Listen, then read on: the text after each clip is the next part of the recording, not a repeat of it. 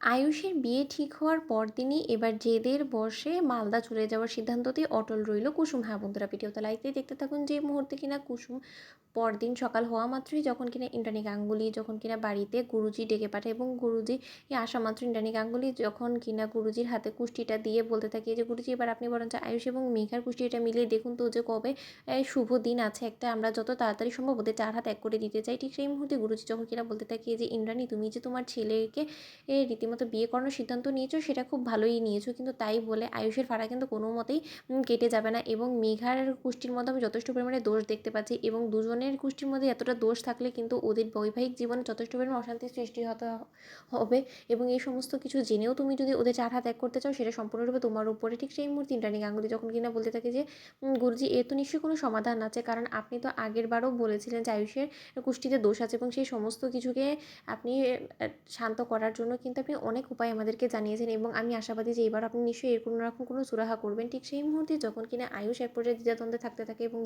আয়ুষ যখন বলতে থাকে যে আমাকে যে করেই হোক না কেন এই বিয়েটায় এগিয়ে যাওয়ার আগেই আমাকে আটকে দিতে হবে, আমাকে মাকে সবটা খুলে বলতে হবে যে মা আমি এখন কোনো মতেই মেঘাকে আমার জীবন সঙ্গী হিসেবে অ্যাকসেপ্ট করতে পারছি না, কারণ আমার অন্য কিছু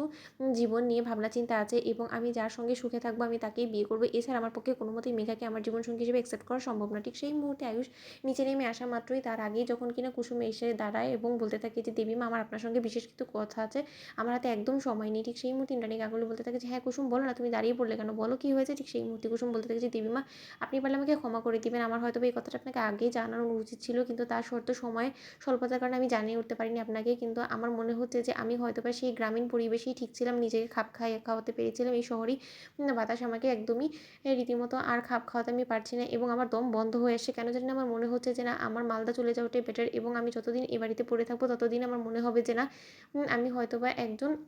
বোঝা হয়ে বাড়িতে রয়েছি এবং তার থেকে বরঞ্চ আমাকে আপনি ছুটি দিয়ে দিন, আমি চিরকালের জন্য আবারও আমার সেই গ্রামীণ পরিবেশে ফিরে যেতে চাই। ঠিক সেই মুহূর্তে এই সিদ্ধান্ত কুসুমের মুখ থেকে শোনা মাত্রই যখন কিনা চরম এক ধাক্কা খায় পরিবারের সমস্ত লোকের এবং বলতে থাকে যে কুসুম তুমি এই মুহূর্তে দাঁড়িয়ে এই সমস্ত কথা কী করে বলছো, কোন মুখে বলছো সেটা তো আমাদের মাথায় ঢুকছে না, যেখানে কিনা তুমি খুব ভালো করেই জানো যে আর কদিন বাদে আয়ুষের এ বাড়িতে বিয়ে হতে চলেছে এবং এই বাড়িতে কত কাজ, এই সমস্ত কাজ কে সামলাবে, আমরা তো সম্পূর্ণরূপে তোমার উপর নির্ভরশীল, এবারই প্রত্যেকটা মানুষ তোমার উপরে নির্ভরশীল এবং এই সমস্ত কিছু ঝড়ঝাপটা সামলে ওঠার আগেই তুমি আমাদেরকে ছেড়ে যদি এরকম করে চলেছো তাহলে তো আমরা সমস্ত